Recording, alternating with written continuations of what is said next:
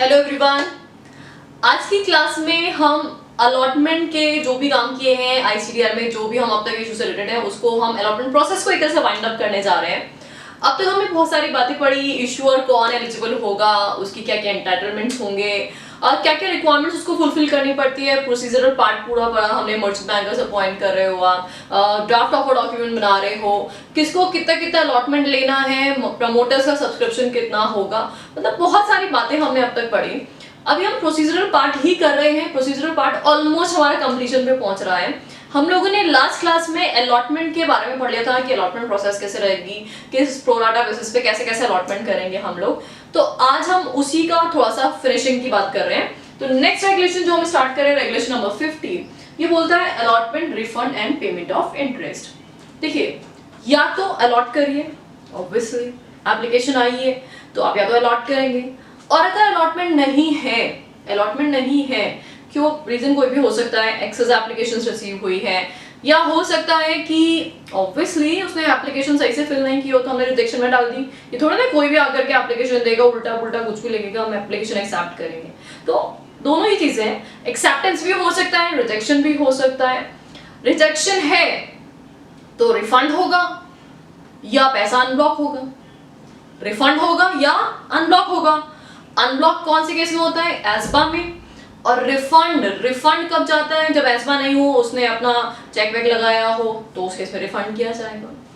और अगर सपोज करिए केस है किसका, अलॉटमेंट का, तो शेयर क्रेडिट होंगे डीमैट फॉर्मेट में, है ना। तो इट मींस यहाँ पे ये इन्हीं सारी बातों के बारे में बोल रहा है कि अलॉटमेंट करो या फिर रिफंड करो, और अगर ये काम टाइमली नहीं करोगे तो क्या पे करो? इंटरेस्ट पे करो। सिर्फ ऐसे छोड़ेगा नहीं थोड़ी आपको कि अच्छा ठीक है तुम्हारी मर्जी हो जब तक रिफंड करते हैं ना, तो ऐसा नहीं है। या तो अलॉटमेंट कर दीजिए, या अलॉटमेंट नहीं हो रहा तो कोई बात नहीं, रिफंड कर दीजिए, लेकिन रिफंड जो होगा वो एप्रोप्रिएट टाइम में होना चाहिए। और अगर नहीं करते हो तो यू विल हैव टू पे इंटरेस्ट। तो देखते हैं क्या क्या है इसमें। सबसे पहले issuer and lead manager. Issuer and lead manager ensure करते हैं, क्या इंश्योर करते हैं कि अलॉटमेंट हो जाना चाहिए या रिफंड या अनब्लॉक एप्लीकेशन मनी, रिफंड या अनब्लॉक, एस्बा है तो अनब्लॉक, अदरवाइज रिफंड। ये दोनों काम हो जाने चाहिए। ये दोनों काम कैसे होंगे? इलेक्ट्रॉनिकली। तो सब रेगुलेशन 2 है वो बोलता है इलेक्ट्रॉनिकली होंगे। क्या क्या? जो अलॉटमेंट होगा क्रेडिट, ऑब्वियसली फिजिकली थोड़ी ना जाके डीमैट अकाउंट में क्रेडिट करोगे, डेबिट करोगे, इलेक्ट्रॉनिकली होगा, इम्प्लाइड सी बात है। और रिफंड थोड़ी ना, भैया अंबानी जी ने पैसा लिया था आपसे, एप्लीकेशन इशू की थी, मुंबई में बैठे हैं, वहां के लोग जो हैं बस पैसा लेकर रवाना हो गए, सबके घरों पे जा जाके दे रहे हैं। हद हो गई है। इम्प्लाइड सी बात है कि सब काम कैसे होगा? इलेक्ट्रॉनिकली होगा, फिजिकल मैनुअली कुछ भी नहीं होगा इसके अंदर। और अगर आप ये काम नहीं करते हैं with in the specified time period, तो आप रेडी हो जाइए इंटरेस्ट पे करने के लिए। और इंटरेस्ट की रेट ऑलमोस्ट आप देखना सब जगह एक ही जैसी चल रही है, that is what 15% per annum. Almost SEBI की जो रेगुलेशन है ऑलमोस्ट सब जगह, आईसीडीआर ही नहीं, आगे जो भी रेगुलेशंस पढ़ेंगे उनमें भी सब में 15% पर एनम की रेट से ही आपको इंटरेस्ट रेट दिखाई देने वाला है ना। तो ये तो एकदम रट ही सकते हो, मदद कर सकते हो अच्छे से। 15% पर एनम की रेट से इंटरेस्ट आपको पे करना है, ठीक है। सिंपल बात समझ में आ गई सबको? बहुत प्यारी सी बात है। नंबर 1, एप्लीकेशन एक्सेप्ट कर रहे हो, अलॉट कर दो इलेक्ट्रॉनिकली डीमैट अकाउंट के अंदर। नहीं एक्सेप्ट कर रहे हो, रिजेक्शन में चली गई, तो या तो रिफंड कर दो या पैसा अनब्लॉक कर दो, ये भी इलेक्ट्रॉनिकली करोगे। और अगर नहीं किया स्पेसिफाइड टाइम पीरियड के अंदर तो उस केस में क्या करना पड़ेगा? 15% पर एनम की रेट से इंटरेस्ट पे करना पड़ेगा। That's it. इतना छोटा सा प्यारा सा रेगुलेशन है। अब नेक्स्ट है regulation number 51, post issue advertisement. इससे पहले भी एडवर्टाइजमेंट पढ़ा था, प्री इशू। तो वो था इशू से पहले, इशू ओपनिंग से पहले दे रहे थे आप, जिसमें बता रहे थे लोगों को कि हाँ भाई हमारा इशू आ रहा है, आओ एप्लीकेशन लगाओ एंड सो ऑन। करेक्ट है ऐसा? अब वापस से सेम न्यूज़पेपर्स के अंदर एक और एडवर्टाइजमेंट देंगे, भैया तुम आ गए थे, एप्लीकेशन तुमने लगा दी थी, अब उसका रिजल्ट ये रहा। रिजल्ट ये रहा, कितनी एप्लीकेशंस आई थी, कितनी रिजेक्शन में गई, कितनों का हमने रिफंड किया, मतलब कितना क्या बेसिस पे अलॉटमेंट किया, मतलब जो भी अलॉटमेंट से रिलेटेड जितना भी एंटायर कहानी है वो आपको किस में देनी है? पोस्ट इशू एडवर्टाइजमेंट में देनी है। अच्छा पोस्ट इशू है तो इम्प्लाइड सी बात है इशू के बाद की, तो इसका मतलब अलॉटमेंट की सारी प्रोसेस कंप्लीट हो चुकी है। जो भी अलॉटमेंट करना था अलॉटमेंट हो चुका है, रिफंड करना है रिफंड हो चुका है, तो जितनी भी फॉर्मेलिटीज आपकी है ना वो कंप्लीट हो चुकी है। तो with in 10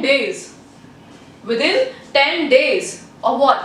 Completion of various activities. Various activities वही अलॉटमेंट वगैरह सारा कुछ काम कंप्लीट हो चुका है, उसके 10 दिनों के अंदर, मतलब कुछ काम कंपनी की तरफ से पेंडिंग नहीं बचा है, उसके 10 दिनों के अंदर अंदर आपको पोस्ट इशू एडवर्टाइजमेंट देना है। और ये एडवर्टाइजमेंट सेबी हमेशा मोस्टली आपको 3 न्यूज़पेपर के बारे में बोलेगा। एक टेक ओवर जरूर है, एक्सेप्शन जिसमें 4 न्यूज़पेपर बोल रखे हैं, बाकी अदरवाइज 3 न्यूज़पेपर वही इंग्लिश, हिंदी और रीजनल या वर्नाक्युलर जो आप बोलते हैं। रीजनल कौन सा? जहां बिल्कुल सही, registered office of the company is situated. तो जहां पे कंपनी का रजिस्टर्ड ऑफिस सिचुएटेड है वो ऑफिस, ये तो 3 न्यूज़पेपर के अंदर जो आपने पहले प्री इशू एडवर्टाइजमेंट जिस न्यूज़पेपर में दिया था ना, जैसे मान लो पहले इंग्लिश न्यूज़पेपर था टाइम्स ऑफ इंडिया, तो अभी भी सेम उसी न्यूज़पेपर में बताना टाइम्स ऑफ इंडिया, ये नहीं है इस बार हम न्यूज़पेपर चेंज करें, सेम न्यूज़पेपर रखना। तो ये 3 न्यूज़पेपर्स के अंदर हम लोग क्या कर रहे हैं, वापस से पोस्ट इशू एडवर्टाइजमेंट दे रहे हैं, जिसमें डिटेल्स जो होंगी सब्सक्रिप्शन की, अलॉटमेंट की, बेसिस ऑफ अलॉटमेंट क्या है, एज बार टोटल एप्लीकेशंस कितनी मिली, उसमें से कितनी रिजेक्शन में गई, कितना परसेंटेज ओवर सब्सक्राइब था, तो वो सारी एंटायर डिटेल्स जो है वो हम पोस्ट इशू एडवर्टाइजमेंट में दे देंगे। तो बहुत ही सिंपल सी बात है, याद सिर्फ एक ही बात रखनी है, 10 दिन 10 days from the completion of various activities, उसके 10 दिन के अंदर अंदर हमें 3 न्यूज़पेपर में एडवर्टाइजमेंट दे देना है। Got it? तो this is what regulation number 51। फटाफट से लिख लीजिए आप लोग।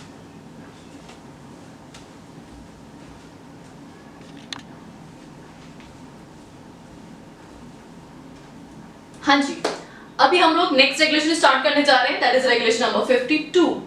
अलॉटमेंट हो गया है, रिफंड हो गया है, सारा काम सेटल हो गया है, अब क्या पढ़ रहे हैं? अब तो रेगुलेशन खत्म हो जानी चाहिए थी, ऐसे थोड़ी ना खत्म हो जाएगी अभी रेगुलेशन। अभी यहाँ पे कुछ छोटी छोटी बातें और हैं। तो यहाँ पे ये जो रेगुलेशन है वो बोलता है पोस्ट इशू रिस्पॉन्सिबिलिटी।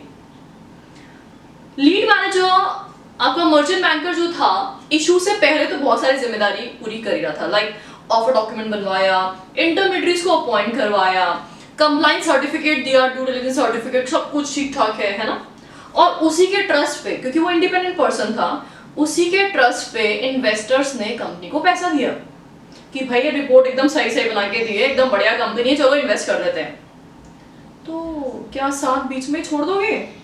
इन्वेस्टर्स बोलेंगे यार हद हो गई है, आपने वादा किया था, जो वादा किया था वो निभाना पड़ेगा। ऐसा थोड़ा होता है कि भैया आप बीच में छोड़ के भाग गए हैं, क्या बोलेंगे? साथ ही साथ निभाना, बीच में छोड़ के ना जाना। यस एग्जैक्टली, यहाँ पे क्या बोला जा रहा है कि जो लीड मैनेजर है वो ऐसे ही नहीं जा सकता। ये नहीं कि ठीक है भैया मैंने तुम्हारा एप्लीकेशन मंगा दिए, काम खत्म, टाटा बाय बाय। नो, ऐसा नहीं हो सकता। तो यहाँ पे जो लीड मैनेजर है उसको इशू के बाद भी कुछ फॉर्मेलिटीज कंप्लीट करनी पड़ती हैं। तो कौन कौन सी फॉर्मेलिटीज है जो इशू के बाद कंप्लीट करेगा वो हम इस रेगुलेशन में पढ़ेंगे। तो देखिए फटाफट से कौन कौन सी ऐसी रिक्वायरमेंट्स है जो वो अलॉटमेंट के बाद भी फुलफिल करने वाला है। तो देखिए number 1, monitor redressal of investor grievances. Redressal of investor grievances, देखिए जब भी इशू प्रोसेस होता है तो बहत्तरे से लोग हैं, अब बहुत से लोग हैं, लाखों करोड़ों लोग हैं जो इस प्रोसेस में इन्वॉल्व हैं।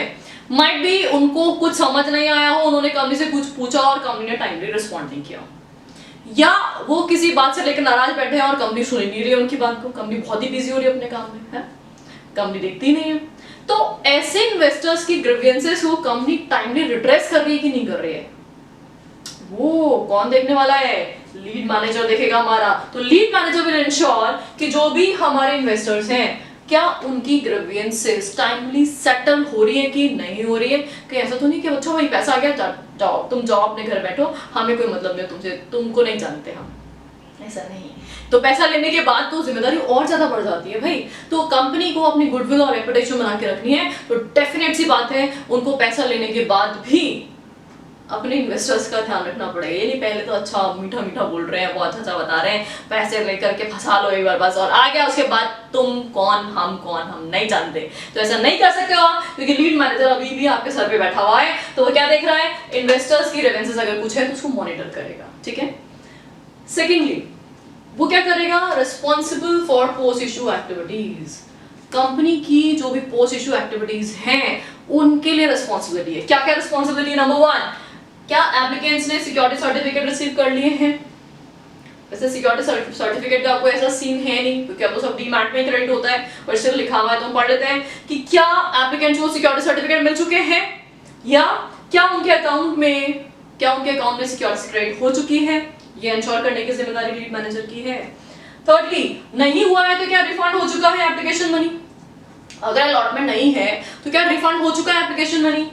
क्या लिस्टिंग की अप्रूवल आ चुकी है स्टॉक एक्सचेंज से, परमिशन ऑब्टेन हो चुकी है, ट्रेडिंग की परमिशन आ चुकी है। तो ये सब चीजें कौन इंश्योर करेगा, लीड मैनेजर ही इंश्योर करेगा। ये सब इशू के बाद के काम है, पोस्ट इशू रिस्पॉन्सिबिलिटी है। एग्जैक्टली वो क्या करेगा, कोऑर्डिनेट। अरे भाई उसी ने तो सारे इंटरमीडिएट्स को अपॉइंट किया था, तो वही तो जिम्मेदार है सबके लिए। तो जितने भी इंटरमीडिएट्स ने अपॉइंट किए थे, चाहे वो मर्चेंट बैंकर्स ने किसी अंडरराइटर को अपॉइंट किया हो, चाहे उसने आरटीआई को अपॉइंट किया हो, चाहे उसने सेल्फ सर्टिफाइड सिंडिकेट बैंक्स को अपॉइंट किया हो, किसी को भी उसने अपॉइंट किया, बैंकर्स टू द इशू, जिनको भी अपॉइंट किया था, क्या वो आपस में कोऑर्डिनेटेड मैनर में अपना काम, अपनी जिम्मेदारी सही से कर रहे हैं कि नहीं कर रहे हैं, कहीं कुछ उल्टा पुल्टा काम तो नहीं कर रहे हैं। तो उन पे निगाहें रखने का काम भी किसका है, लीड मैनेजर का है। और अगर बाई चांस ये लोग कुछ उल्टा पुल्टा काम कर रहे हैं ना, बाई चांस ऐसा पता चला कि ये लोग अपने कंप्लायंसेस, अपने रेगुलेशंस के हिसाब से नहीं कर रहे हैं, तो उठा के क्या करेगा, किसको इन्फॉर्म करेगा, सैबी को रिपोर्ट बना के भेज देगा। भाई सिर्फ निगाहें नहीं रखनी, अच्छा मैं फॉलो कर रही एक्शन कुछ नहीं लिया, तो फिर फॉलो करने का क्या फायदा। अरे भाई कहीं कुछ गलत दिखे तो कहां पहुंच जाना, सैबी के पास। तो यहाँ पे इन्होंने क्या बोला, जितने भी इंटरमीडिएट्स हैं उनसे कोऑर्डिनेट करेगा और उसके बाद उनके वर्क परफॉर्मेंस को इवैल्यूएट करेगा, और अगर उनको नॉन कंप्लायंस फाइंड होता है तो it will be reported to the SEBI. जिम्मेदारी किसकी है, लीड मैनेजर की। ठीक है, क्लियर। नेक्स्ट, अब मान लीजिए इशू अंडररिटन था, ओके, सब्सक्रिप्शन नहीं आया, तो अंडरराइटर्स की ऑब्लिगेशन डिवॉल्व हो गई। अंडरराइटर्स की ऑब्लिगेशन अराइज हो गई ना भाई, कि अंडरराइटर्स तुमने बोला था 90% सब्सक्रिप्शन आ जाएगा, 80% ही आया, चलो 10% निकालो तुम, डिवॉल्वमेंट हो गई लायबिलिटी। अब इसकी इंटीमेशन अंडरराइटर्स को कौन देगा, ऑफ कोर्स लीड मैनेजर ही देगा, उसी ने अपॉइंट किया है। तो जो लीड मैनेजर है वो इन अंडरराइटर्स को इशू क्लोजर के 10 दिन के अंदर क्लोजर हो गया, उसके बाद पता चल जाता है फटाफट से कितनी एप्लीकेशन रिसीव हुई है, ओवर सब्सक्रिप्शन है, अंडर सब्सक्रिप्शन है, जो भी सारी कहानी पता चल जाती है। तो 10 डेज के अंदर, within 10 days of closure of the issue closure के 10 दिन के अंदर अंदर वो किसको इन्फॉर्म करेगा, अंडरराइटर्स को, कि मिस्टर अंडरराइटर जाओ, अब तुम्हारे काम की बारी आ गई है, तुमने जो गारंटी दी थी वो फुलफिल नहीं हुई है, इसीलिए चलो फटाफट से सब्सक्रिप्शन के लिए पैसा दो। तो यहाँ पे जो अंडरराइटर्स है उनको अपनी ऑब्लिगेशंस फुलफिल करने की इंटीमेशन जो है वो 10 दिनों में कौन देगा, लीड मैनेजर। ठीक है, अब इन्फॉर्म कर दिया अंडरराइटर्स को, अंडरराइटर्स खुद ही हाथ खड़े करके बैठ जाए, नहीं हमें पैसा वैसा नहीं है, कोई पैसा नहीं है हमारे पास, हम नहीं दे रहे पैसा। ओहो, नॉन कंप्लायंस, पहले गारंटी कर रहे थे बड़ी बड़ी बातें, पब्लिक ने नहीं लिया तो हम ले लेंगे, और अब बड़ी बड़ी बातें गायब, पूरे हमारे पे कोई पैसा वैसा नहीं है। तो अगर अगेन ये अंडरराइटर्स नॉन कंप्लायंस करते हैं तो ये if fails to meet the obligation, जो भी अनसब्सक्राइब पोर्शन है उसको ये लोग मीट आउट नहीं करते हैं, तो अगेन मर्चेंट बैंकर किसको इन्फॉर्म कर देगा, सेबी को इन्फॉर्म कर देगा। तो सेबी को रिपोर्टिंग कर दी जाएगी इस केस के अंदर। तो ये कुछ रिक्वायरमेंट्स हैं, ये कुछ कंडीशंस हैं जो मर्चेंट बैंकर हमारा लीड मैनेजर जो है इशू के बाद भी फुलफिल करेगा। तो कुछ समझ में आप लोग को क्या क्या है, इन्वेस्टर्स की ग्रीवेंसेस सेटल करेगा, नंबर 1 इन्वेस्टर की ग्रीवेंसेस सेटल करेगा, नंबर 2 क्या करेगा, इंश्योर करेगा, जिम्मेदार रहेगा इन्वेस्टर्स के लिए, काय के लिए, सर्टिफिकेट मिला कि नहीं मिला, शेयर्स क्रेडिट हुए कि नहीं हुए, रिफंड हुआ कि नहीं हुआ, ट्रेडिंग परमिशन मिली कि नहीं मिली, स्टॉक एक्सचेंज से ट्रेडिंग परमिशन हुआ कि नहीं हुआ, लिस्टिंग हुआ कि नहीं हुआ, इंश्योर करेगा। जितने भी इंटरमीडिएट्स अपॉइंट किए थे उनको कोऑर्डिनेट करो, उनके वर्किंग को, पता चला एप्लीकेशंस आ रही है बैंकर्स टू द इशू के पास और वो आरटीआई को दे नहीं रहा, लड़ाई हो गई दोनों के बीच में, तो भैया आरटीआई लौट कैसे करेगा। तो इसके लिए दोनों के बीच में कोऑर्डिनेशन होना जरूरी है। तो कोऑर्डिनेशन, और अगर वो नॉन कंप्लायंसेस कर रहे हैं तो पहुंच जाना किसके पास, सेबी के पास पहुंच जाना। इट्स जस्ट लाइक सेबी ना, एक तो दादाजी है बेसिकली, हमारे जितने भी प्रोविजंस हैं पब्लिक इशू के उनसे सेबी दादाजी है। घर में कुछ भी नॉन कंप्लायंस होता है तो सब किसके पास जाते हैं, घर के हेड के पास, है ना, जाते हैं ना, कि इसने ऐसा कर दिया, दादाजी देखो ये मानता नहीं है, ऐसा करते हैं ना बच्चे। एग्जैक्टली ये जो कंपनीज है ना, ये उठाकर ये काम हो जाती है सेबी के पास कि भैया ये नॉन कंप्लायंस है, ये पूरा नहीं किया, तो ये चुगल करके यहाँ पे सेबी के बाद चुगली करने जाते हैं, ठीक है। एग्जैक्टली ऐसे ही अंडरराइटर्स जो हैं, अगर उनकी लायबिलिटी है अराइज हो रही है, अंडर सब्सक्रिप्शन है, तो 10 दिन के अंदर अंदर उनको इन्फॉर्म किया जाएगा। और क्या अगर वो अपनी ऑब्लिगेशन फुलफिल नहीं करेंगे तो भी उठा के कहाँ पहुंच जाना, वापस से सेबी के पास ही पहुंच जाना कि सेबी जी अंडरराइटर्स फुलफिल नहीं कर रहे हैं, आप देख लेना, हमने अपना काम कर दिया, हमने अपनी चुगली कर दी है, अब आपको जो एक्शन लेना है वो एक्शन ले लेना, ठीक है। That's it. तो ये हमारा एंटायर रेगुलेशन नंबर 52 हो गया। फटाफट से नोट डाउन कर लीजिए।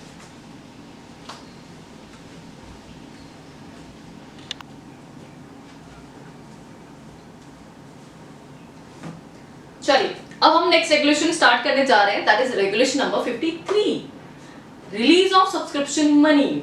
Release of subscription money. Subscription money I थी बैंकर्स टू द इशू के पास, बैंकर्स टू द इशू, वहीं पे एप्लीकेशंस वगैरह या फिर सिंडिकेट बैंक्स जो थे, self certified syndicate bank as बामी, तो जो उनके पास पैसा आया था अब उस पैसे को रिलीज करने की बात बोली जा रही है। तो किसको रिलीज किया जाएगा? दो लोग, या तो इशूअर को, या अगर रिजेक्शन हुआ, अलॉटमेंट नहीं हुआ, तो एप्लीकेंट को रिफंड करना है। तो इट मींस ये जो रेगुलेशन है वो यही बता रहा है कि जो पैसा रिसीव हुआ है वो जो भी एप्रोप्रिएट पर्सन है उसको रिलीज करना है। मतलब बैंकर्स टू द इशू के पास अब वो पैसा नहीं रहेगा, वो पैसा हम क्या करने जा रहे हैं, रिलीज करने जा रहे हैं। तो व्हाट्स द प्रोविजन सेज, फटाफट से देखते हैं। देखो लीड मैनेजर कंफर्म करेगा, क्या कंफर्म करेगा, बैंकर्स टू द इशू को कि बॉस अलॉटमेंट से रिलेटेड सारी कंप्लायंस है, सब कुछ ठीक ठाक हो गया है, कहीं भी कोई चीज पेंडिंग नहीं रही है, पूरा हमने बेसिस ऑफ क्राइटेरिया अलॉटमेंट सब डिसाइड कर लिया है, तो सारे documents bankers to the issue को सबमिट करो। अब इस बेसिस पे बैंकर्स टू द इशू क्या करेगा, दो काम करेगा, या तो रिलीज करेगा मनी टू द इशूअर। भाई अलॉटी अगर डिसाइड हो चुके हैं आपके और वो पैसा जो है वो कंपनी जो अलॉटमेंट के फॉर्मेट में शेयर सब्सक्राइब करने जा रही है, तो डेफिनेटली वो पैसा कंपनी का हक है, तो कंपनी को रिलीज कर देगा। या फिर release money for refund in case of failure of the issue, under subscribe रह गया है, कोई भी प्रॉब्लम हो गई है, कोई भी नॉन कंप्लायंस हो गया है, तो उस केस में वो पैसा किसके लिए रिलीज किया जाएगा, रिफंड के लिए रिलीज किया जाएगा, ठीक बात। तो हमने क्या किया, यहाँ पर रिलीज करा लिया पैसा। अब अगर बाय चांस इशूअर को ट्रेडिंग अप्रूवल ही नहीं मिली तो बहुत ही भयंकर काम हो गया। इशूअर को पैसा रिलीज हो गया है, अलॉटमेंट का क्राइटेरिया डिसाइड हो गया, उधर से पता चला कि स्टॉक एक्सचेंज ने ट्रेडिंग अप्रूवल ही नहीं दी, तो ट्रेडिंग अप्रूवल नहीं दी तो अभी सारा का सारा पैसा रिफंड करो, रिफंड, क्योंकि आपने बोला था पब्लिक इशू ला रहे हो, लिस्टिंग मैंडेटरी है, लोगों को ट्रेडिंग का रूट नहीं मिलने वाला है। आपने क्या किया, पब्लिक इशू किया, उसमें बोला इन प्रिंसिपल अप्रूवल लगा रखी है स्टॉक एक्सचेंज को, फिर कुछ और कांड कर दिया बीच में, स्टॉक एक्सचेंज नाराज हो गया आपसे, तो जैसे स्टॉक एक्सचेंज नाराज हुआ तो उसने बोला ठीक है जाओ यहाँ से, अभी तुम्हें कोई अप्रूवल नहीं मिलने वाली है, तो अप्रूवल नहीं, तो फिर सारा का सारा एंटायर मनी जो भी आपने रिसीव किया वो सारा का सारा आप वापस से रिफंड करेंगे, कोई ऑप्शन ही नहीं है आपके पास। देखिए लिस्टिंग कराना मैंडेटरी होता है पब्लिक इशू के लिए, क्योंकि अगर वो लिस्टेड नहीं हुई तो जो लोग हैं वो ट्रेडिंग कैसे करेंगे उस पर, तो ट्रेडिंग करने का कोई ऑप्शन नहीं, मतलब एग्जिट ऑप्शन मिलना ही बहुत नामुमकिन सा हो जाएगा। फिर तो ट्रेडिंग वो पुराने जमाने में नहीं करते थे लोग, जब तक लिस्टिंग नहीं हुआ करती थी स्टॉक एक्सचेंज पे, अगर आपको पता हो तो पुराने जमाने में ट्रेडिंग कैसे होती थी, बड़े ऐसे हॉल होते थे, वहाँ पे ब्रोकर्स होते थे और वो बिडिंग किया करते थे, 10 के 4 ऐसे बिडिंग किया करते थे। तो अब एक बार बताओ, अगर कंपनी में क्लोजली हेल्ड कंपनी है, 10-12 लोग हैं तो आपस में एक दूसरे को जानते हैं, कोई और उनसे खरीदना चाहे बेच सकते हैं, उनको ऑलरेडी पता है, अवेयर है कि हमारे को ट्रेडिंग प्लेटफॉर्म नहीं मिलेगा। लेकिन लोग ये सोच के बैठे थे कि भैया हम स्टॉक एक्सचेंज ऑनलाइन ट्रेडिंग कर लेंगे, जब मर्जी है जब फ्री होंगे तब उसके हिसाब से अपना शेयर बेच देंगे, खरीद लेंगे, ब्रोकर को बोल देंगे। अब उनको झटका लग जाए कि ऐसा कुछ नहीं होने वाला, तुम्हें खुद को लोग ढूंढने पड़ेंगे बेचने के लिए, तो ये तो अन्याय है उनके साथ, तो इसलिए आपको सारा का सारा पैसा क्या करना पड़ेगा, रिफंड करना पड़ेगा। सारा का सारा पैसा क्या करना पड़ेगा, रिफंड। व्हेन आपको लिस्टिंग और ट्रेडिंग अप्रूवल नहीं मिली है स्टॉक एक्सचेंज से, तो you are liable to return entire money. अब कितने दिन दे रहे हैं आपको सेबी आईसीडीआर, कितने दिन दे रहा है, 7 डेज। कहां से, जिस दिन स्टॉक एक्सचेंज ने आपको रिजेक्शन दिया था ना कि आपको लिस्टिंग अप्रूवल नहीं मिल रही है, उसके 7 दिनों के अंदर अंदर you are liable to refund the make the payment entirely. तो कहां से काउंट करेंगे 7 डेज? हम लोग काउंट करेंगे intimation of rejection of listing application. तो जो आपने एप्लीकेशन लगाई थी उसको स्टॉक एक्सचेंज ने रिजेक्ट कर दिया, इंटीमेशन दिया होगा ना कंपनी को कि तुम्हारी एप्लीकेशन लिस्टिंग वाली हम कैंसिल करते हैं, तुम्हें हमारे यहाँ पे कोई जगह नहीं मिलने वाली है, कोई लिस्टिंग नहीं मिलने वाला है। ऐसी एप्लीकेशन की रिजेक्शन की जो फजीतियां हुई थी आपकी, उसके 7 दिनों के अंदर अंदर सारा का सारा पैसा रिफंड कर दो, सारा का सारा पैसा रिफंड कर दो। और नहीं किया तो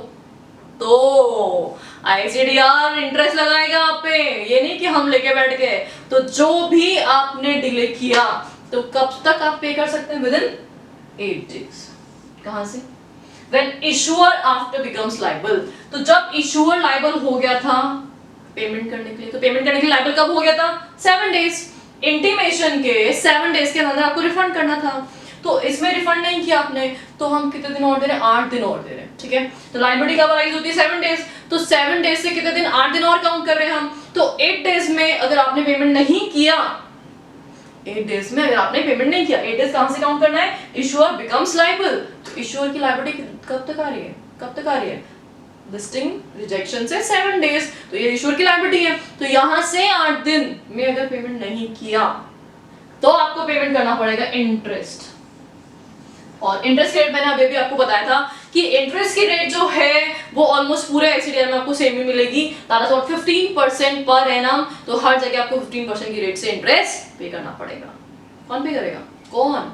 जो कंपनी के डायरेक्टर ऑफ जो डिफॉल्टर हैं, जिनकी वजह से रिफंड टाइमली नहीं हुआ, और इशुअर तो है ही लायबल। ये लोग जॉइंटली एंड सेपरेटली दोनों तरह से लायबल है, जॉइंटली भी और सेवरली भी है। मतलब कंपनी के पास फंड्स नहीं है तो डायरेक्टर्स पर्सनली पे करो भाई, हमें मतलब नहीं है। तो यहाँ पे अल्टीमेटली इन इन्वेस्टर्स को उनका इंटरेस्ट मिलेगा, और इंटरेस्ट की लायबिलिटी 15% पर एनम की होगी। कब से काउंट करोगे? 8 डेज काउंट करोगे। कब से?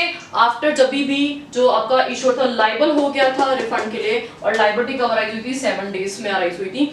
7 डेज कहां से काउंट किए थे? इंटीमेशन से। तो ऐसे काउंट करो, इंटीमेशन से 7 दिन, इंटीमेशन से 7 दिन, और ये लायबिलिटी अराइज हुई, और फिर उसके बाद 8 दिन के अंदर अंदर रिफंड करना पड़ेगा। 8 डेज में रिफंड करना पड़ेगा। नहीं किया तो इंटरेस्ट पे करना पड़ेगा 15% पर एनम की रेट से। Got it? एंड लास्टली बस एक लीड मैनेजर एक चीज और इंश्योर करेगा कि जो कंप्लायंसेस ऑफ कंपनीज एक्ट हैं वो भी फॉलो हो गई हैं। देखिए, जब भी आप कोई भी पब्लिक इशू लाते हैं तो उसमें सेबी के आईसीडीआर के साथ साथ कंपनीज एक्ट के प्रोविजन तो डेफिनेटली कंप्लाई करेंगे। तो दोनों प्रोविजंस हमें देखने हैं। तो बस ये इंश्योर कर लेंगे कि कंपनीज एक्ट के जो भी रिलीज ऑफ मनी के प्रोविजंस हैं वो कंप्लायंस हो चुके हैं। तो इस तरह से 3 बातें जो है इस रेस्पेक्टिव रेगुलेशन में बोली गई हैं। 3 बातें। नंबर 1 क्या बोला? फटाफट से बताओ। नंबर 1 क्या बोला? कि हम बैंक टू द इशू को इन्फॉर्म करने जा रहे हैं कि सारी फॉर्मेलिटीज कंप्लीट। अब या तो पैसा हमें दे दो, हमें दे दो, जाग रहे साहब, या क्या करोगे? रिफंड करोगे। क्या करोगे? रिफंड। किसको करोगे रिफंड? लॉजिकल सी बात है ना भाई। किसको रिफंड करेंगे? इन्वेस्टर को रिफंड करेंगे, क्योंकि उसको अलॉट नहीं हो रहा है। सेकेंडली, अगर लिस्टिंग एंड ट्रेडिंग अप्रूवल नहीं मिली तो सारे जनता का पैसा रिफंड करो एज इट इज। कितने दिनों में? 7 दिन में। कहां से 7 दिन काउंट कर रहे हो? जिस दिन स्टॉक एक्सचेंज ने आपको रिफ्यूज किया था, एप्लीकेशन रिजेक्ट कर दी थी आपकी, वहां से 7 दिन में आपकी लायबिलिटी है कि आप उसको रिफंड करो। और अगर लायबिलिटी अराइज होने के 8 दिनों में, लायबिलिटी अराइज होने के 8 दिनों में रिफंड नहीं किया तो 15% पर एनम की रेट से इंटरेस्ट पे करो। कौन? इश्योर तो है लायबल। और जितने भी डायरेक्टर्स जो ऑफिसर इन डिफॉल्ट है ना, उन सबको ये इंटरेस्ट पे करना पड़ेगा। जॉइंटली भी पे कर सकते हैं, कंपनी के पास कुछ पैसा है, कोई डायरेक्टर ने मिला मिलू करके पेमेंट कर दिया, या अकेली कंपनी भी कर सकती है, या कंपनी के पास पैसा नहीं तो डायरेक्टर्स पे कर सकते हैं। तो जैसा भी केस है, जॉइंटली एंड सेवरली लायबल होंगे। एंड एट द लास्ट, बहुत सिंपल सी बात है, कंपनीज एक्ट के कंप्लायंसेस आपको इंश्योर करनी पड़ेगी। That's it. तो ये हमारा रेगुलेशन हो गया 53। तो आज हमने छोटी सी बातें पढ़ी हैं, ज्यादा कुछ टेक्निकल नहीं है, इनमें जस्ट गो थ्रू करना है, इसमें कोई प्रैक्टिकल केस स्टडी जैसा कुछ नहीं होगा। तो हम वैसे भी किस टाइप के क्वेश्चन बनेंगे आईसीडीआर में, वो जब आईसीडीआर पूरा कंप्लीट हम कर लेंगे तो उसमें कुछ प्रैक्टिकल केस स्टडीज क्वेश्चन हम लोग डिस्कस करेंगे, so that you will come to know कि कैसे केस स्टडीज एग्जाम में पूछी जा सकती है, और साथ ही में उसका आंसर राइटिंग पैटर्न भी सीखेंगे। बट अभी काफी आईसीडीआर बाकी है हमारा, क्योंकि इसमें अभी तो सिर्फ हम आईपीओ एफपीओ पढ़ रहे हैं, तो आईपीओ एफपीओ के बाद भी काफी सारे प्रोविजंस हम पढ़ेंगे। Correct, that's all for today. आज के लिए इतना इनफ है, बाकी रेस्ट ऑफ द प्रोविजंस हम लोग कल कंटिन्यू करेंगे। Thank you.